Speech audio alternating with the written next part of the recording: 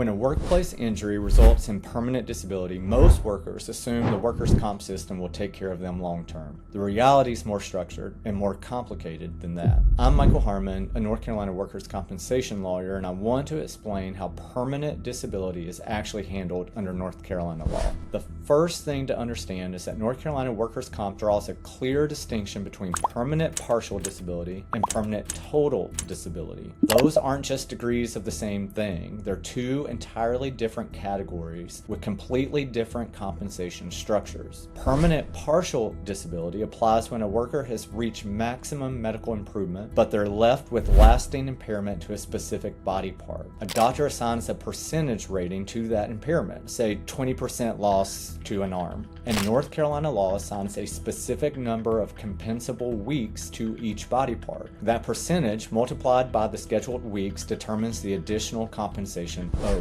A higher rating means more weeks of compensation, which is why the impairment rating assigned by the treating physician matters so much. That rating is not necessarily final. The treating physician's assessment can be challenged, and an independent medical examination that produces a different rating can significantly change the outcome. The difference between a 10% and a 25% impairment rating on a major body part is not a minor distinction. It can represent a substantial difference in what the worker receives. Permanent total disability is a different determination entirely. It applies when the injury is so severe that the worker cannot return to any gainful employment. In North Carolina, a permanent total disability finding can trigger ongoing weekly benefits for the remainder of the worker's life, which makes the process of establishing that determination one of the most significant steps in a serious workers' comp case. Every medical appointment, every treatment decision, and every piece of documentation throughout the claim feeds directly into that final impairment rating.